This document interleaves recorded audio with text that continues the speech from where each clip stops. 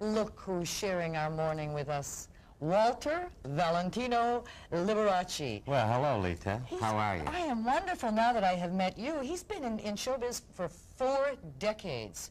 You Just look about, yeah. fabulous. Thank you, thank you. Absolutely fabulous. And of course, he's headlining, opening the Nebraska State Fair tonight at 7:30 at the Bob Devaney Sports Complex. I'm looking forward to it. You're a serious musician.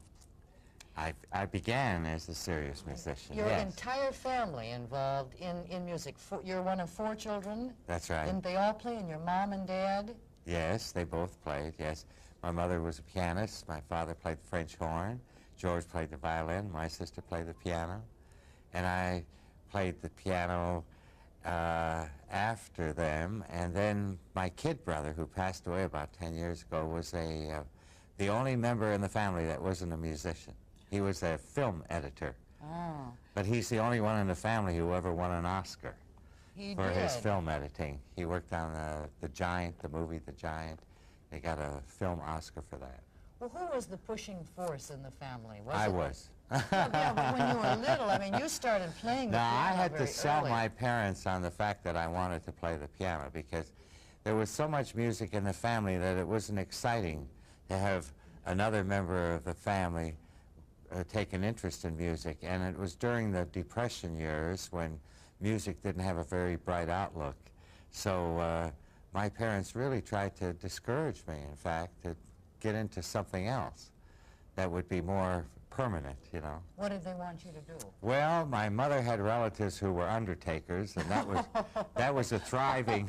Couldn't you see him in his bright pink suit in Well, a mortuary? that was one profession that was not affected by the Depression.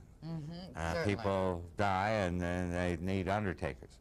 But my father's family, all those that weren't musicians were in medicine, and so he wanted me to be a doctor. But then at the age of 7, I think I was about 7 and a half, we were visited by a member of a friend of my mother's side of the family, and he was a very famous concert pianist named Paderewski.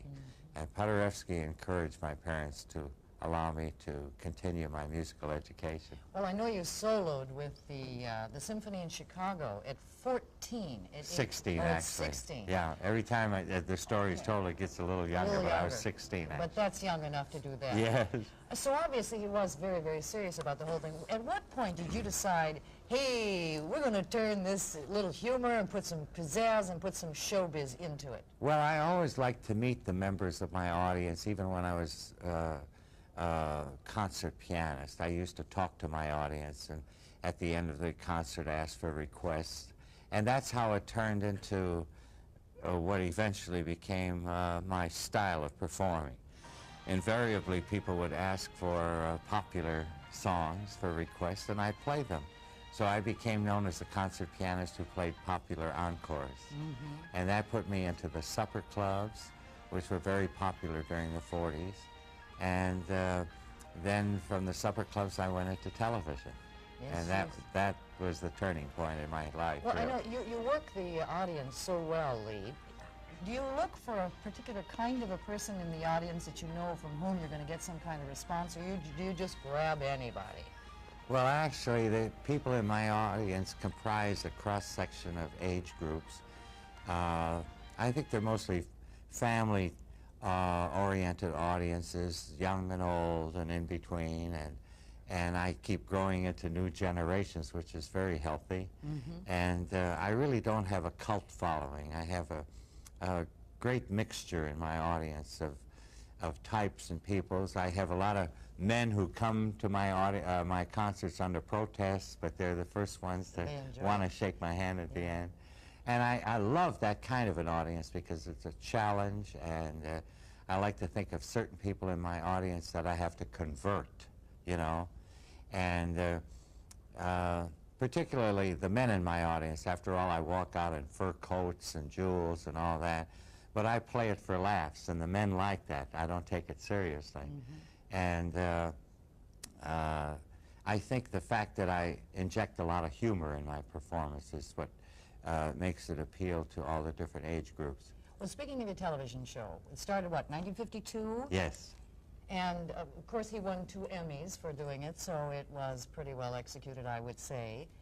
Do you think a performer today could do that kind of a show in a series? Or was the time just right for you at that time? Well, it was just right for me at that time because I was different. Yeah. I came along right after Hop Along Cassidy, and I was different. And the only shows that were really popular then were I Love Lucy and Dragnet and Hop Along Cassidy and, of course, Milton Berle.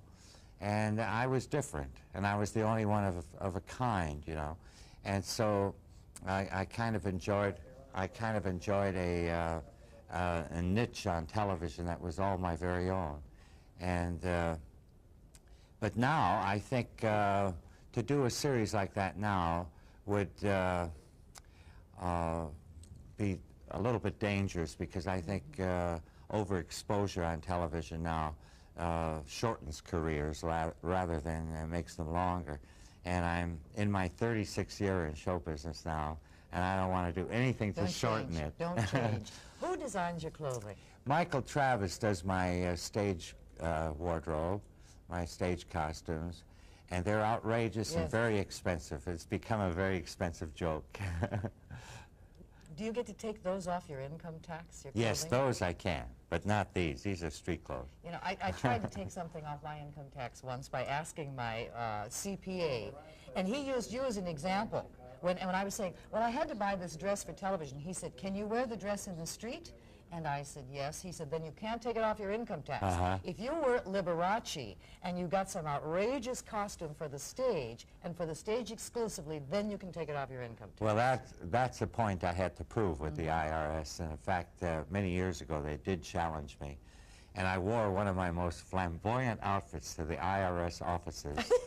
And it created a small riot. They had to get the mounted police to get me out of the building and to get me back into my car. And once they saw me in this get-up and this costume, which on stage was right, you know, but off stage it was too much, you know. And there was no question. They've never questioned me since about it. Can you give me a ballpark figure as to what you spend for your clothes each year? Well, it's outrageous. It's ever, you know, it's ever changing. It all depends on what I add to it. But the wardrobe I wear on stage, if I had to go out and buy it from scratch, would be about $1 million. That's in just one show. And you have 26 dogs. Yes. Do you have any cats? I used to have one cat, but the cat created so many problems. I could imagine. Yeah. And he lives now in Las Vegas. And just briefly tell us about the museum, the Liberace Museum you have. Well, the museum is something I started about 4 years ago, and it's the funding arm of the Liberace Foundation for the Performing and the Creative Arts. And we fund 7 universities in the United States with scholarship funds for aspiring young artists, and I'm kind of proud of that. You should be.